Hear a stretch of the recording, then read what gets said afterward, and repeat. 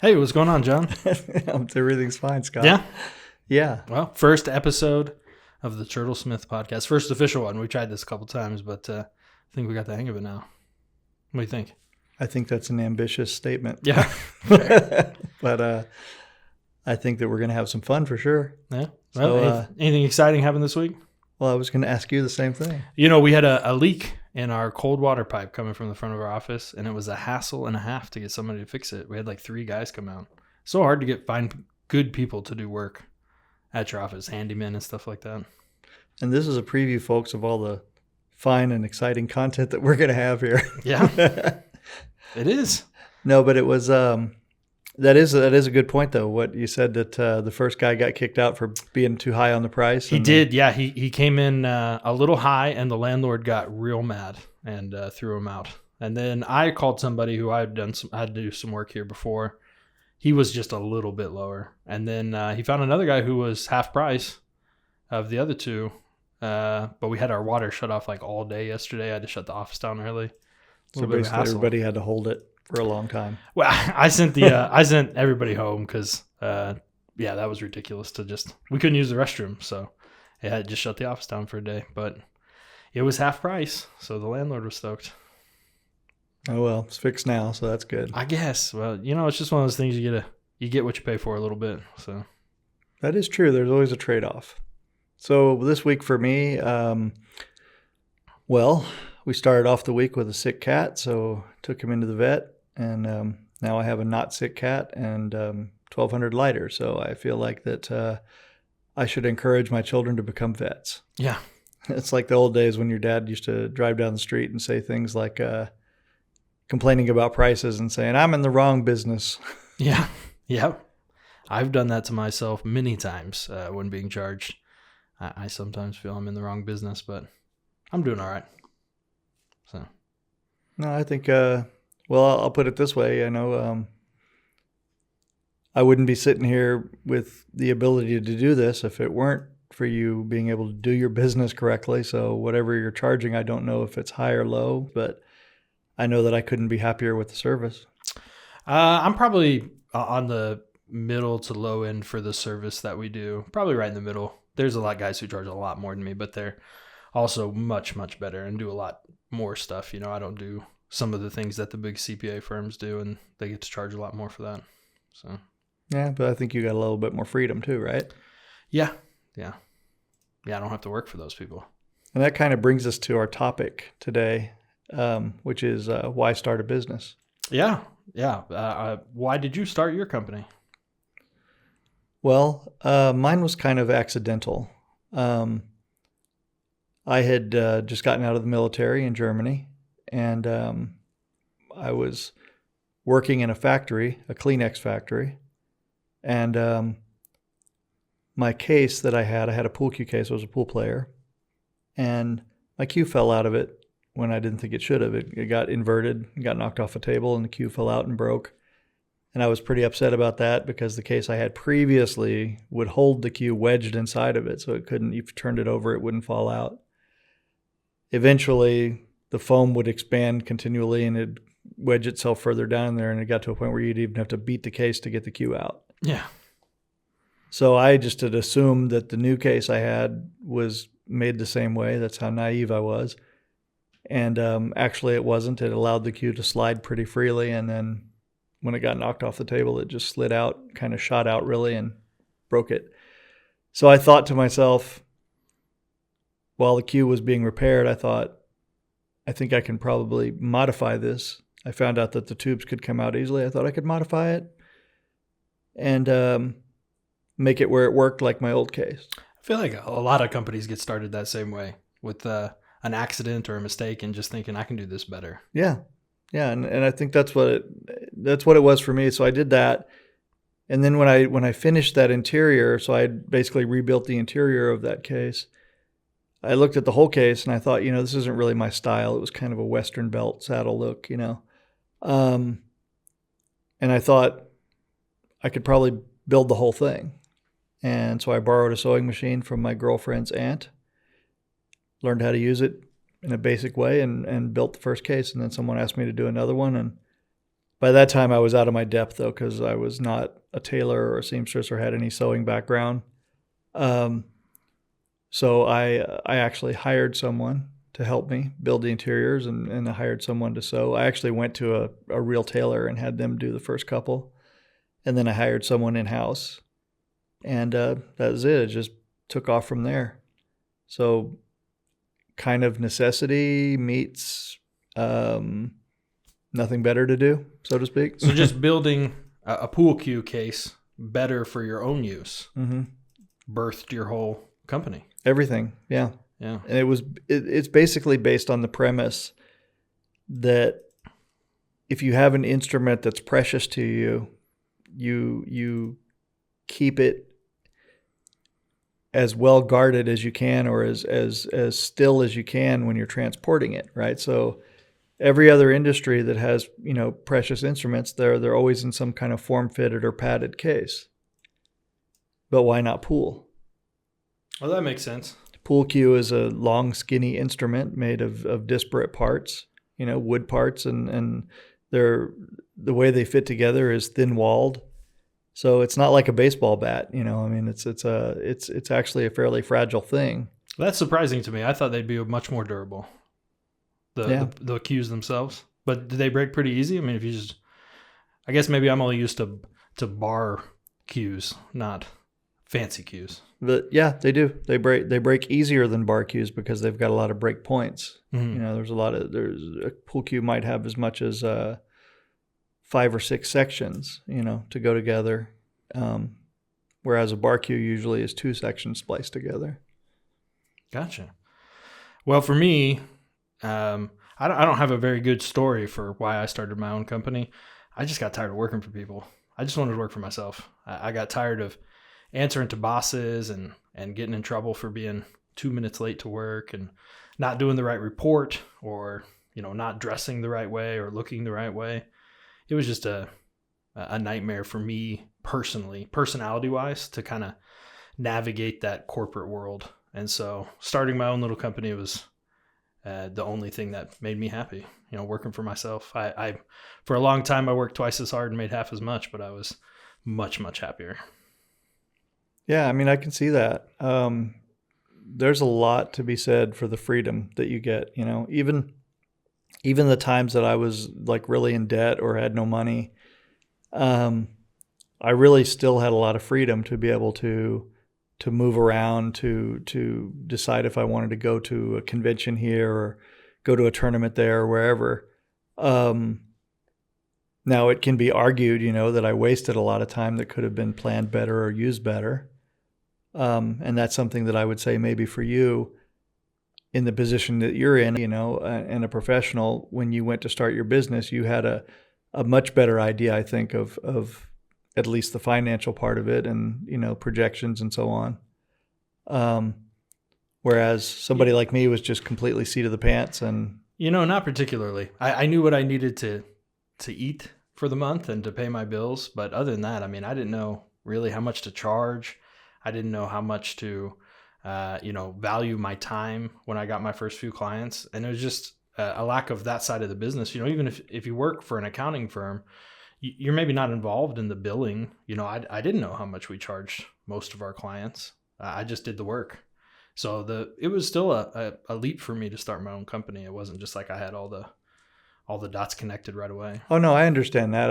I do think it's interesting, though, what you say, how compartmentalized it is. Mm-hmm. So you got somebody like yourself who's college trained, worked, for big accounting firms, but it makes sense that you do what the tasks are for accounting and don't think about what the income that's coming in because it's not part of your department or it's not part of what you're thinking about. Yeah, that wasn't my job. I just worked on fixing people's books from, years past. And so I would never even see the transactions of them paying our company or anything like that. So. Right.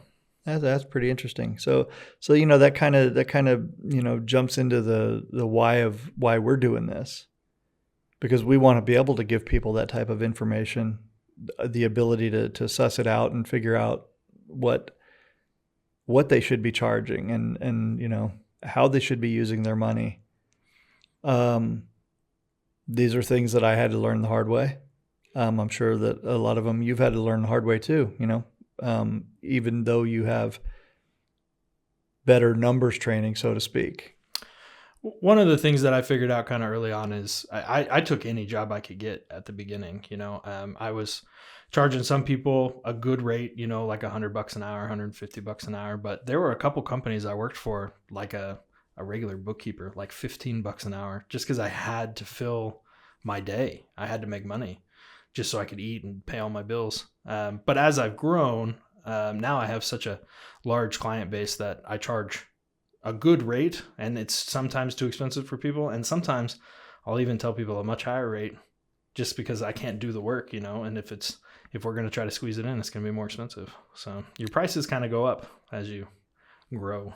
I have a sort of a story like that. So I made myself a case in the first 5 or 6 cases with my name on it. And then someone wanted to buy it from me. And the price back then for my cases was around $400 US. I was based in Germany at the time. But I put my name on it, right? And guy wanted to buy it, and I just blurted out a number like $800, like twice as much as I would normally charge, because I didn't want to sell it.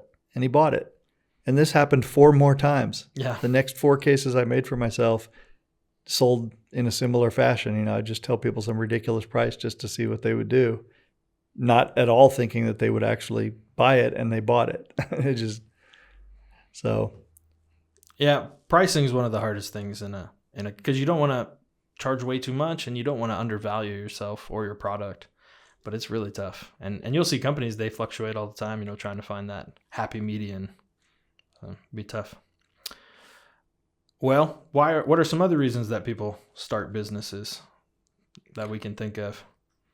Well, I would think that, as you mentioned, the way you started it, partially because of freedom, the freedom from the constraints of a corporate style office environment. Yeah, just a real rebel at heart over here. I just hated the authority figure.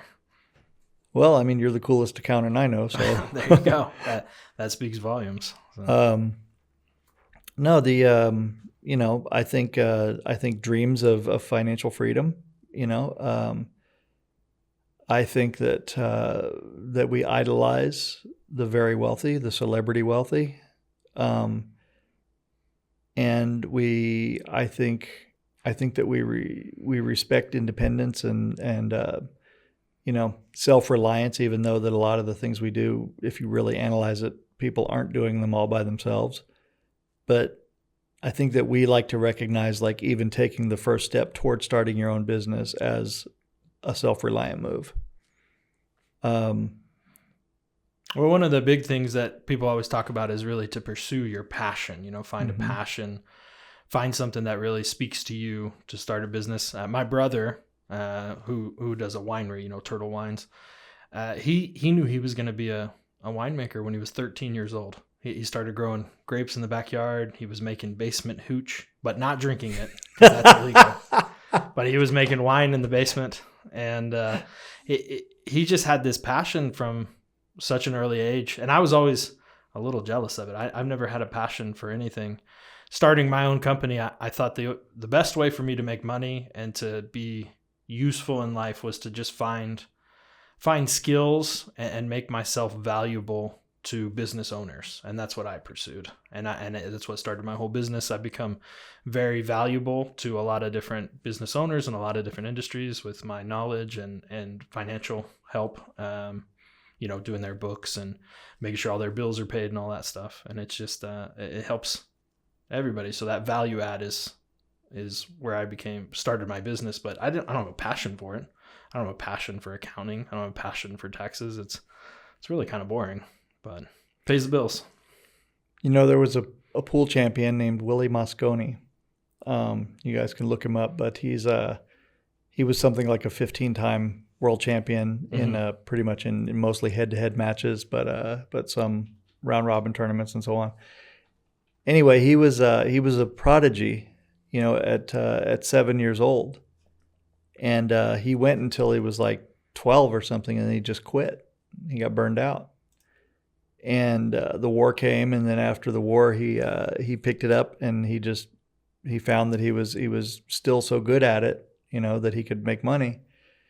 And in interviews that he gave, he said, he just really hated pool. He didn't like to play it at all, but he was so good at it that he had to keep going because that's what provided him the best income. So sometimes, that's the way it goes. I guess so. I can't imagine doing something I hated for that long, but I guess if the money was good enough, you might get after it. I think a lot of people do jobs that they hate for the money. Yeah. And that's a, I don't want to delve too much into the psychology there because obviously we're not psychologists. Fair enough. But, I would say that that there are probably a lot of people that get trapped into jobs and businesses and situations because they feel like that's what they have to do to make the money that they're making to support their family. They feel like they can't stop it, like there's no point where they can stop and get to at least the same level that they're at, and then they're afraid of falling off that cliff, so to speak. And so I'd say part of what we're doing here is we're going to give people that opportunity. We're going to give them at least something to really think about and steps that are actionable, because we believe, that anybody should be able to make $150,000 clear per year, without much in the way of frustration and hurdles. And, it's just a lot of good, sensible things that we know work, that will be backed up, with plenty of evidence. And, what is our motto, with this? Oh, get rich slow while making cool shit. Yeah. He added the making cool shit on there. I did. I like to throw it in there. I think you got to make some cool stuff, man. So, yeah, but that's true, though. You can, there's so many things out there that can be done. There's so many ways. There's so many services that can be better than they are with just a twist here and a twist there. I'm not going to detail the company right now, but, the company you were telling me about earlier and the way their twist on the service that they currently provide, I think is going to be fantastic. Oh, yeah. So that's what I hope that people will realize out of this, when they're thinking about why they want to start a business, whatever that conclusion is, we want to give them the best opportunity to start a solid business that they can depend on. Absolutely. Well, I think in our next segment, we'll talk about why we're doing this Turtlesmith Podcast and turtlesmith.com, and why we're giving you all this information and hopefully helping people start businesses. Absolutely, man. It's I think it was what was it? A couple months ago, 4 or 5 months ago, maybe, when I came in bitching about, why don't small businesses have a legal department and stuff like that, and we started talking about, what resources are actually out there. And as a small business owner, one of the things that consumes my time is when I do need some kind of a service, or I do need to get a license or something to do with my business that's necessary, that all business owners have to do. I find myself chasing my tail on the internet, looking for the right answer, looking for the right way to go. There will be times when I'll go down alleyways, for example, looking for a form that'll literally end up at a fraud site trying to sell me a service that no one actually needs. You could just literally go to the right place at the state website and grab the form and fill it out online, But these companies exist because they know that business owners who are limited on time end up chasing these rabbit holes and landing on the right form that they will fill out for you, or they will give you a chance to fill out for the low price of $59. So, we're trying to save people from those things. We're trying to give them a true, accurate resource, a comprehensive one. And we are trying to give our experiences, Scott's experience as a business owner, as well as a trained accountant, and my experience as basically a 25-year startup, where I've made so many mistakes along the way. I've from partnerships to ending up in the mountains of France, spending my only $5,000 on leather that I couldn't possibly use. And, so many more along the way. But along that way too, along that journey, I've had a lot of good high points too. There's been a lot of things that have been really cool. There have been people that have stepped up in the industry to loan me money or help me out of tight spots at times, right? Where now I'm finally in a position where I can repay some of that.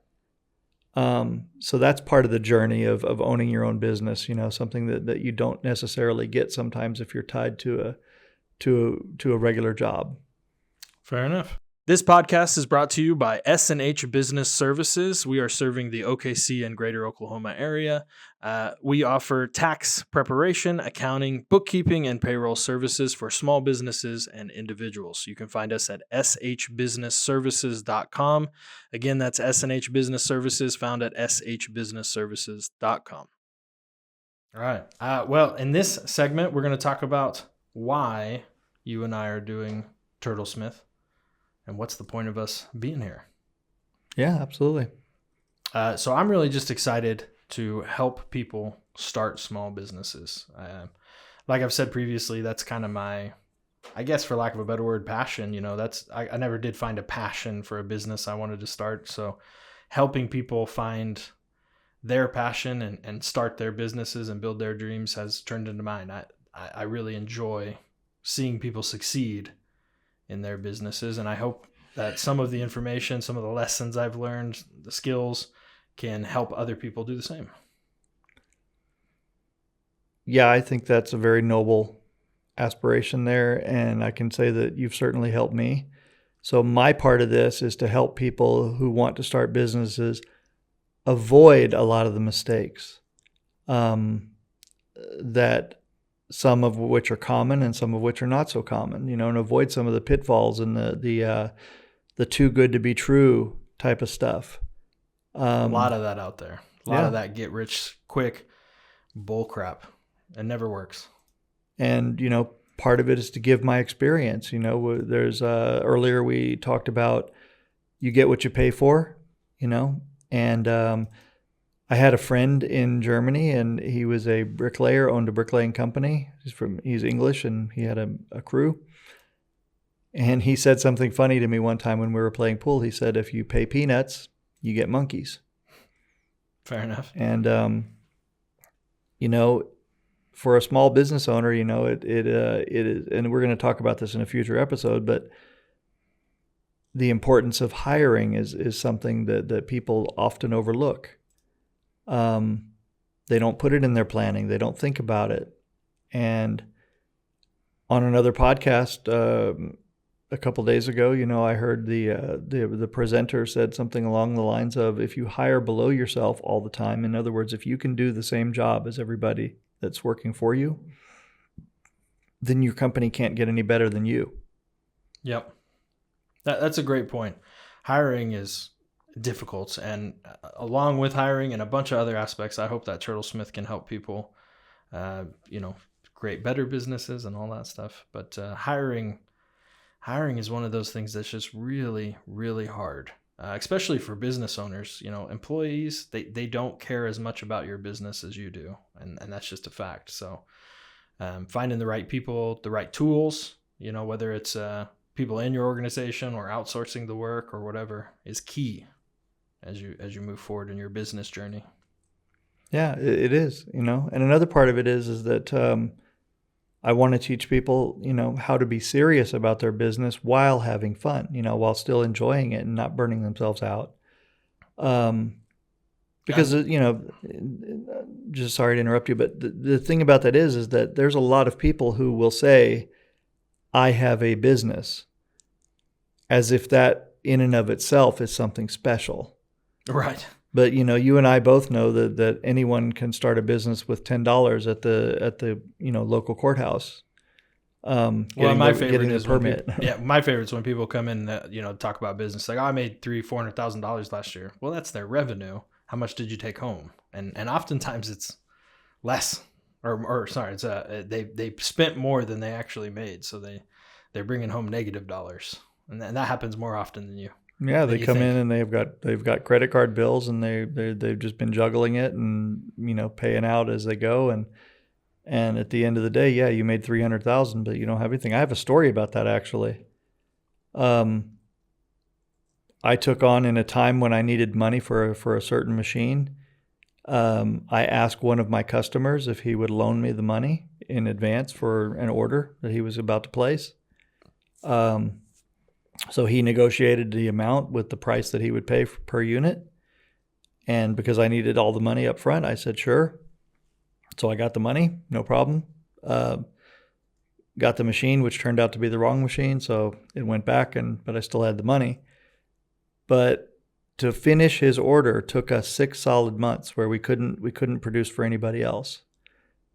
And at the end of everything, we sat down and we kind of figured it up, and we figured that we had made about $5,000 in profit for that whole 6 months. Now we had paid everybody, of course. We broke even, with no money left for myself and my wife. So yeah, that's the kind of thing that comes up where people are very proud of what they brought in, and less proud and even less informed about what they're actually keeping. Yeah. Well, Turtlesmith is going to have a website, which will have a bunch of information, and you and I will be chatting about all of the topics on the website and hopefully adding much more. But we're starting off with sort of a how-to guide on the step-by-step plan to, make a business plan, get prepared for your business, and then execute. So everything from, the idea in your head to actually getting your first sale is all going to be in this plan that's separated into these 3 phases: plan, prepare, and then execute. And we're also going to have quite a few resources on different licenses and permits that you need. Now, no way we're going to have all of them, but we're going to try to do our best to give people guides on the different permits and licenses that they'll need to get their business going. And then we're hoping to build a pretty large FAQ so that these general questions of, what kind of insurance do I need? What kind of machine does my company need? Those kind of things can be answered. But the real goal of this kind of initial phase of our podcast is to just try to build a community. We'd like to find a lot of like-minded entrepreneurs, small business owners, experts in their field to, help each other, really, and just build this community of people that are passionate about starting businesses and hopefully are successful together. Oh, absolutely. We're going to be doing interviews with local business owners. I'm really looking forward to that. And that will be small businesses. It will be, it could be from the lemonade stand, all the way up to the air conditioner company that's got 52 trucks on the road every day. So we're going to be talking to those people. We're going to be talking to folks who work in bigger companies, middle managers maybe, or what's the position in a company where they're responsible for purchasing things? Purchase managers. We'll be talking to people at different levels that we know through our circles and through our families and stuff that can help explain how these larger companies interact with smaller businesses. So that'll give you guys some idea, of the things that larger businesses look for, to prepare yourself so you don't go in cold. That's happened to me a few times. We had a brief discussion, about whether I still get nervous, when I go talk to bigger businesses or the nerves that get into you on those pre-meeting jitters. Right. And what I told you the other day is that it's a lot less now than it was, when I started, because now I'm more confident. I'm more informed about my product. I'm more informed about their products and their capabilities, and about who they can purchase from and at what price. I know the cost of making all these things, so they can't really bully me on price. And, that gives me a certain amount of confidence but that is confidence gained with hard experience, you know, that a lot of that, we hope that we can prepare you for that before you have to learn it the hard way. Absolutely. Just a little bit too about, you know, the gatekeeping that happens in starting your own business and all the complications that come with it. The biggest problem with starting your own business is if you make a mistake, it costs you money. And that money is such a huge, that cash flow at the beginning, it just kills businesses. That's why they all fail, you know, at the beginning. It's just not because they didn't have a good idea or maybe they weren't, you know, a great manager or something like that, but really it's just mistakes that ended up costing them a fortune.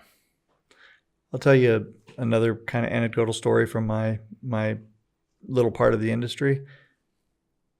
I don't know, it was maybe 10, 12 years ago or something. A new guy came on the scene making cases, very creative, you know, very great ideas. And he started selling cases, leather custom cases for $250. Well, you know, I knew and a few of my colleagues knew, you know, that it was going to be very difficult for him to be able to build those cases at that price and be profitable. So he would take the money up front and people were jumping on it left and right. They were ordering cases from him, you know, and he was on the phone all the time. And he was taking some very complicated orders, you know, so orders that I know if I were taking that order, it would be a couple hours or more to get all the details down.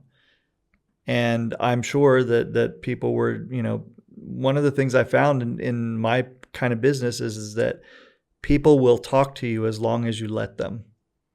So as long as you're talking to them about, you know, what they want in a product, they'll just keep going. You know, brevity is not common in this because they want something custom. They want something that expresses themselves. And very often when they first contact you, they haven't really thought it out completely about what they want. They just have an idea of what they want with you know, a vague sense of you'll help me design it. And so I knew that this kid was spending a lot of time on these because people were bragging about it. They were talking about the cases that they had designed with the guy, and then he was bragging about it online, which is more time that he doesn't have to build cases. But then he made a super fatal mistake. So not only was he not charging enough, but he took all the money, every little bit of the money that he got, and he dumped it all into leather and more tools and equipment. And he had no job. So he had no side, you know, he had no main job. Then this was his side hustle, which that would have been good. But he just dumped it all into stuff, you know, and he went on a shopping spree and blew all the money. So now the poor kid's literally got nothing to eat, surrounded by leather. He's got people breathing down his neck because he's promised them timelines that he can't possibly fulfill. And he's got every one of these orders is filled with details. You know, if it ever got made, it would be a beautiful piece of work, you know, but it should be a beautiful piece of work for $700, $800, $1,000. You know, it shouldn't be one for $250. Yeah. So this is a classic case of a guy jumping in, a creative mind, you know. I'm not going to call him, you know, a thief or anything like that. You know, there were people that were calling that. I ended up buying out, you know, like 3 of his orders.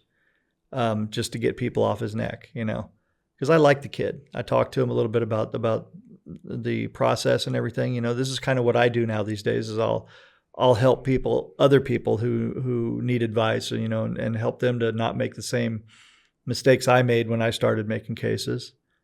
And that'll keep it, you know, where their first 3 or 4 cases don't fall apart on them because they didn't know how to reinforce certain parts. That's a little humble brag there, sorry, but you know, it's kind of, you know, it's a little bit of what my ego gets out of it now, you know, for being at the point I'm at. So I get to help other people. Yeah. And I had a lot of people help me when I was coming up. But anyway, as I said, I like the kid, right? But he just made that fatal mistake of not planning, not really understanding prices, not consulting with anyone either, you know? So he just appeared kind of out of nowhere. And in conversations that I had with him, you know, after, you know, months after he came on the scene, He really didn't talk to anybody. He didn't have anybody in his life that would look at what he wanted to do and help him to figure out, like, this is how much you need to charge. This is really what it's going to cost. This is really how long it's going to take, you know? Well, and that's a fundamental aspect of our business planning. You know, you have to plan ahead. You got to plan out all your numbers, how long things are going to take, and then figure out how much you can charge. And let me tell you something. A guy like me listening to this, that is boring as fuck. You know? I'm serious. But it's important. It is like the worst thing I can think of to sit there and read through a freaking manual on how to start a business. But let me tell you something. And this is straight from the heart, man. I mean, I'm serious when I say this.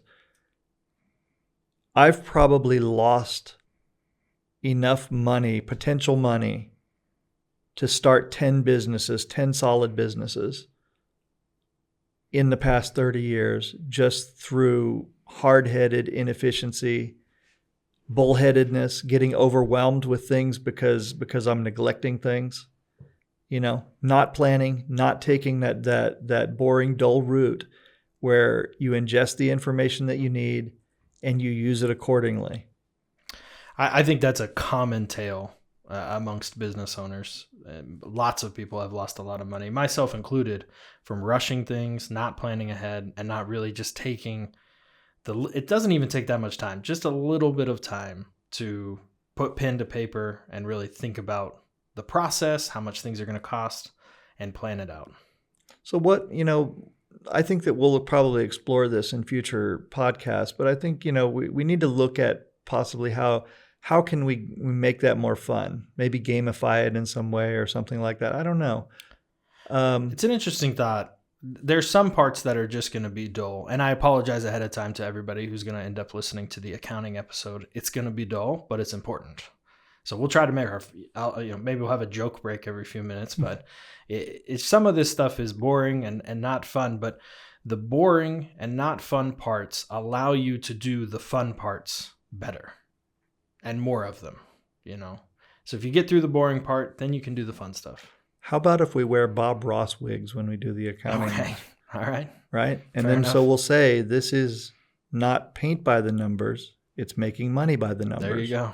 Accounting by the numbers. Yeah. We'll have to see if that's trademarked. I don't know. You think the afro is trademarked? Who knows? Well, if it is, then I'm sure they merchandise it somewhere. We can probably go to the local costume shop and buy one. Fair enough.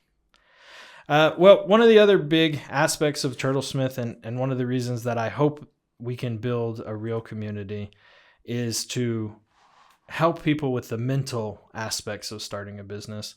I feel like that's a very, under talked about aspect of starting your own business. The fear, the anxiety, the depression, that comes with taking the journey. Starting a business is really, really hard. It's one of the hardest things that you could ever do to start your own company and see it succeed. Even if you're doing something just little, it's a tough journey. So I really hope that as a community, if we can build one up, that we can all kind of help each other out and support each other on this journey. And hopefully we'll be able to offer some type of, at least, if not mental health, some type of positive reinforcement for people to kind of get over that fear and anxiety and not get depressed or overwhelmed with things. I'm absolutely convinced that is exactly what will happen. That one of the great powers of the internet, of the World Wide Web, is the fact that we can all communicate with each other over distance. We can share our experiences. One of the things that I, used to be proud of doing was I joined a leatherworking forum. Unfortunately, it seems like forums, dedicated forums, have sort of fallen out of favor with the rise of social media sites. Yeah. But dedicated forums are one of the greatest places to find a good community of supportive people, especially in the crafts, especially in the trades. So I was part of the leatherworking forum, and for the first couple of years, I felt really, junior in there. There's so many talented people, so many skilled people doing leather work that I could only dream of. And I just felt like I never had anything to really contribute. But, as I got better and at the craft and as I started designing more things and coming up with new ideas, I found that I did have some things to contribute, some techniques that I basically created that I hadn't seen on there before. And I just put them up, and not with the expectation that I would get any adulation or any kind of kudos or anything from that. Of course, that's, a little bit of what happened. I did get some nice kudos, but with the idea that I was able to give something back to that same community. And by that token, I've talked to people about pricing, I've talked to people about shows, and how to prepare for shows and how to make themselves, not get depressed, for example, sometimes if sales are a little slow on one day. Techniques that they can use to position their product better or make their booth more attractive and things like that. These are all the experience things that I went through having to do it. So did people help you out as well coming up? Yeah, they did. Not necessarily in my industry, not necessarily in the leather industry, because when I was really starting to come up, it was kind of when the internet was really coming in the 90s.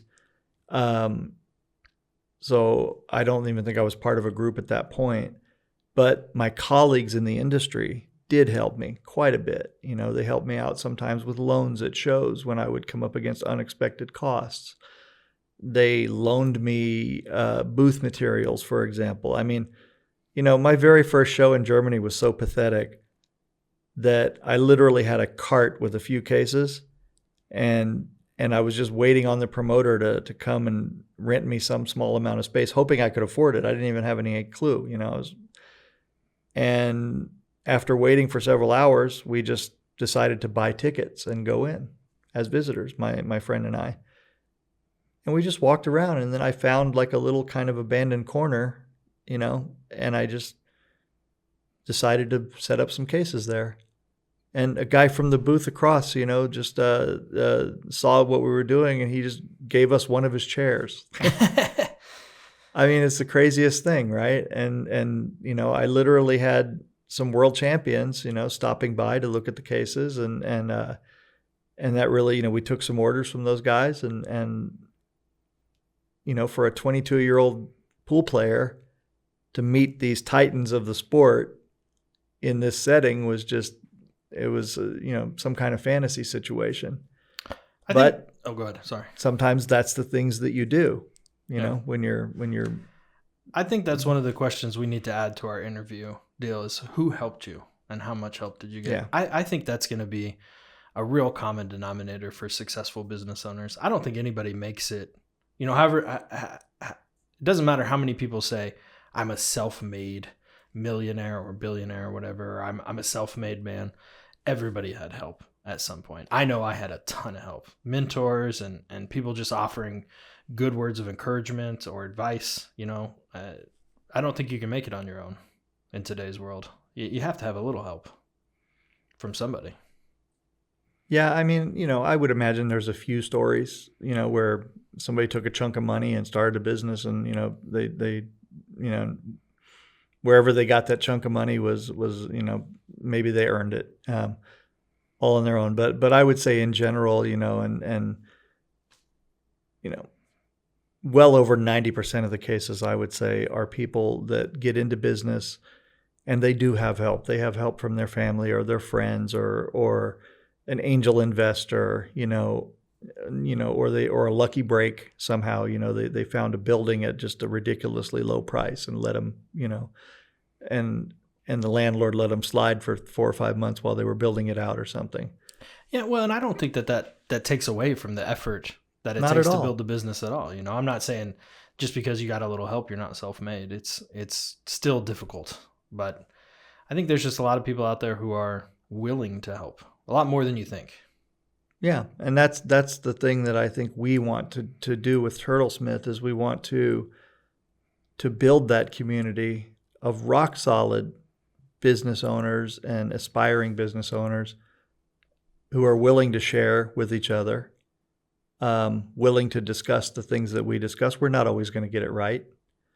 And we want the community to tell us when we didn't, and then, we'll address it and correct it if we find that we agree.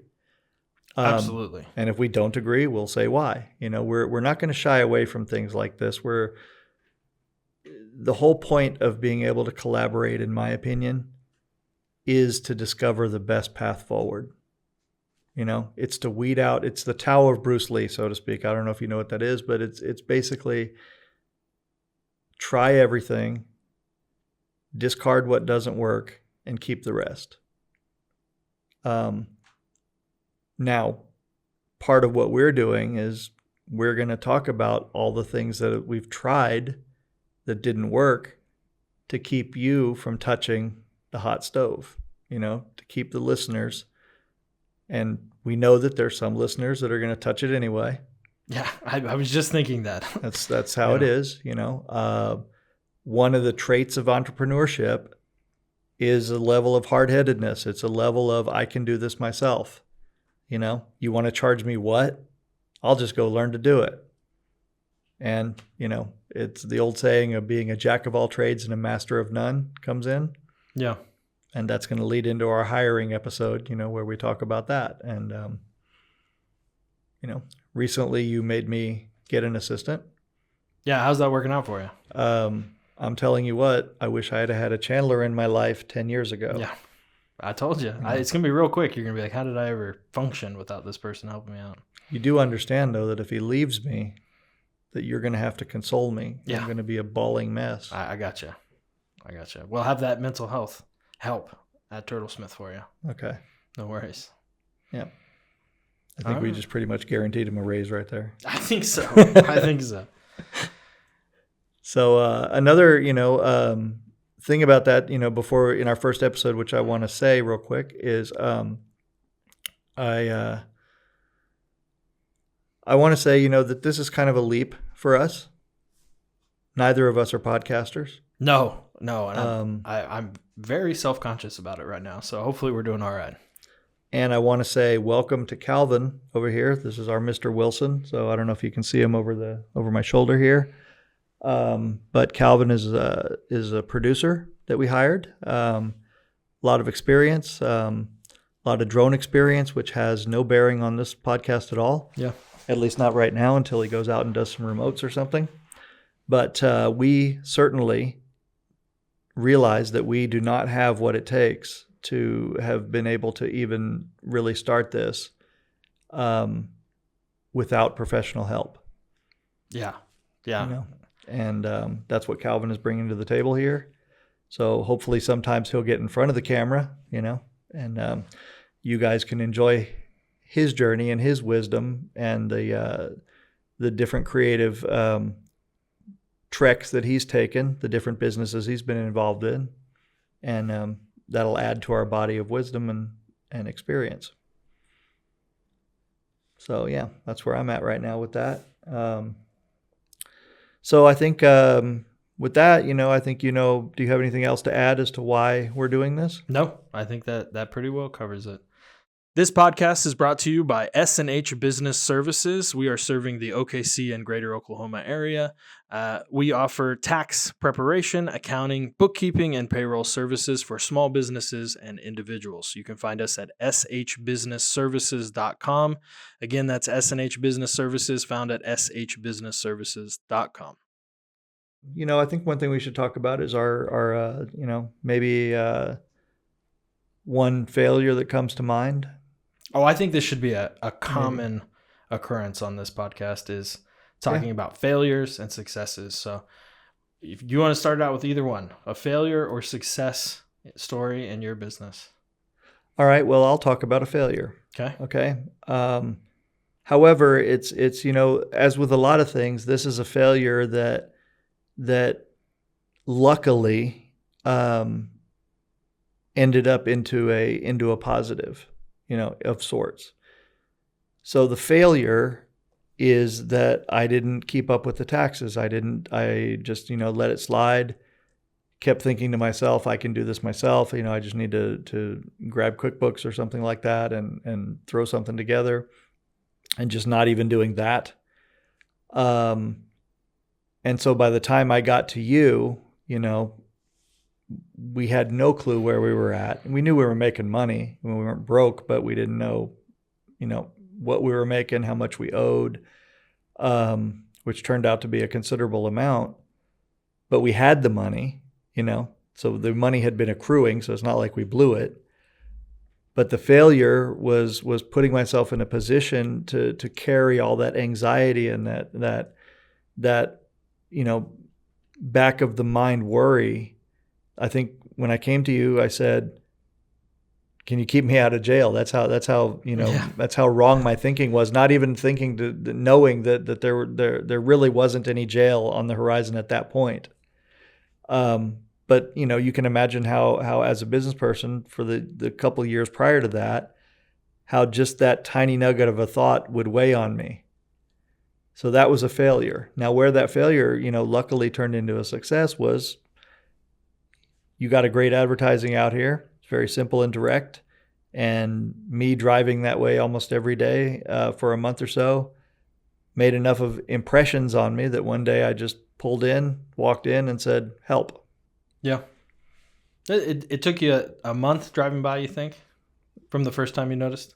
I mean, I think honestly, that's I don't think I was clicker counting it, No.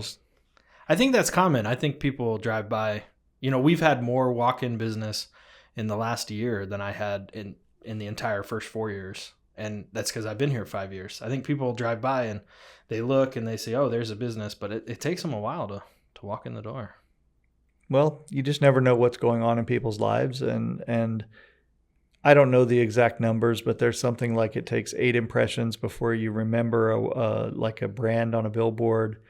And then it takes another 50 impressions before you trust that brand or you can say their jingle or something like that. I don't know. And, but basically the idea behind this is that repetition drills home the message. So your message on your front window is direct. It's simple. You got problems. We've got solutions. And so if there's a problem that's weighing on someone's mind, the more that they see there's someone who can probably solve it, and it's right there in your face. They don't have to spend any extra time Googling it or asking around or anything like that. That's what's going to finally one day prompt them to walk in the door. And that's, very clever on your part. And that'll be the marketing and things like that, the simple versus the fancy, which is more effective. It's an art more than it's a science sometimes. That'll be something that we'll tackle in a future episode as well, I think. Absolutely. But that was what I would consider a failure of mine to let it get that far. Well, my big mistake was not firing a client earlier than I should have. When I was first starting out in my first year of business, I had a client who needed a lot of help. He hadn't filed taxes in a long time, and we were trying to sort through all of his financials. And there's a bunch of steps, to get taxes filed. You got to rebuild the financials. You got to make sure you have all the data, pull records from the IRS, and then you can get the taxes filed. So I had done some initial work for him, and he owed me some money, and he paid me like half of what he owed me. And then he promised in like 6 weeks he was going to have all the money I needed. It was going to take me about 6 weeks to do another few $1,000 worth of work. And he promised me that he would have it. And I had a gut feeling at the time. I was like, I should just not do this work. I should concentrate on other things. But it was my biggest payday up to date, just starting out. And so I was like, okay, I'm going to get it done, knocked out, and then I'll get paid. So I spent the next about 6 weeks working on all this stuff, ignoring some of the other jobs that I could have taken in lieu of doing this in a promise of a big payday. And I got stiffed at the end. He did not pay me. My lights got shut off at my apartment. I barely had enough money to pay my rent at my office and my rent at my apartment. I almost had to lose the office. And my health insurance got turned off too. I didn't have enough money that month to pay health insurance. So it was a very bad time for me. And I knew at the beginning I should have fired him. I should have just said, you either got to pay me or I'm not doing the work, But when you're coming up and you need it, it's hard to turn away any business, even if you have a feeling it might be bad. So that's be another podcast that we probably talk about. Another lesson on the Turtlesmith website is to fire clients if they're not doing it, or customers. I think you've had some experience firing customers. We've had that, and I've also had the eggs in one basket, situation where when one customer decides to play games, it almost bankrupted us. Yep. It's a disaster, but sometimes you got to do it just to keep things going. But diversifying your clients and diversifying your income streams is the only way to protect against it. Unfortunately, it's just impossible at the beginning. So, yeah. So I think these are a lot of the things that we're going to be discussing on the future podcasts. The other thing we wanted to talk about was our failures and successes. I'll end this with a funny story of my own. I think that it was, turned out to be pretty good as far as a marketing success. Yeah. So after I sold my stake in my first company, which is a story for another day, but we'll call that one the Too Many Cooks story. I went to work for one of my former customers in sort of a consulting sales position to help them sell the cases that I was previously selling to them, because they became the exclusive distributor for that brand. And then one thing they asked me to do was to help them sell some of their new brands, help them sell their new brand of cues that they were trying to establish in the United States. Now, these cues were made in China, but they were actually pretty good cues. But, Chinese cues, Asian cues, have had a bad reputation for a long time. In the past 15 years or so, it's been very difficult to buy a bad one. So that's how much the quality has improved.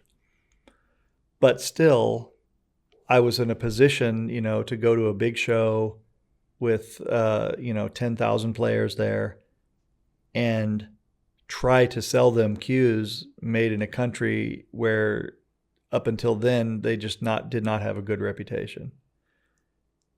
So I thought about how I was going to do that, because obviously I don't want to tell people something's good if I don't know that it's good.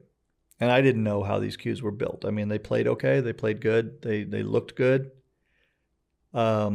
They didn't really have, any flaws. Once in a while you'd find one with a flaw, but for the most part they were in good shape. So I came up with the idea of telling people I would give them a t-shirt with the brand on it if they tried the cue and they just told me their opinion of it. So I'd let them play with it. They could pick one. We had cues from $100 to $500 or $600. And then I would evaluate them when they played, just in my mind, and I would, determine how much weight to give their opinion. So if they were a bad player, then I wouldn't give a lot of weight to their opinion as to how the cue played. I would just, be paying attention to what they were thinking about the aesthetics and how it looked. And yeah. And if they were a good player, then I was really interested in, knowing how they thought it felt. And then I said to everyone who got a t-shirt, I said, every single day we're going to give away a cue for the 10 days of this tournament. And the way we're going to give away a cue is if our anonymous spotter goes out and finds you wearing the shirt, then you will win the cue that day. So by like day 2 or 3 of this thing, we had several hundred people walking around with these Fury t-shirts on. That's pretty clever. And then they would tell other people. And so we'd have the booth full of people coming back in to try to get a shirt that they could. And we had people wearing these. Sorry about that. We had people wearing these shirts literally for days at a time, not washing them, putting them on over their team uniform. Causing real problems. And it was one of the best kind of impromptu marketing promotions that really worked out that I've been a part of. Yeah. And I don't know that I could ever even really duplicate it. But the genesis of the idea was, remember the old days when the radio stations used to give out bumper stickers? And then they would say, if they catch your car, then you'll win $100 or $1,000 or whatever. That was kind of the genesis of that idea. But it came to me in the moment as I was trying to think of how to find a natural, organic way to get people interested in these cues without just pushing information to them, which was more marketing hype and not really knowledgeable. Like, I don't know how this thing's made, so I'm not going to tell you that it's a super duper splice cue with the, strength of 10,000 elephants or something like that. I'm not going to fill you up with that marketing jibe. But if you get on the pool table with it and you like it and you decide that the value is there, then that's much more powerful than if I'm telling you that the value is there. And so it worked out pretty good. So that's a success that I wanted to share this week. It's a great success and a good thing to end on, I think. So, well, what's yours though? Oh, I should have a success too. Yes, yeah, of course. I don't have one off the top of my head. A lot of little successes in my business. Tell one of those. We had a pretty good resolution with one of our clients who owed quite a bit of money, and he was in a bad spot.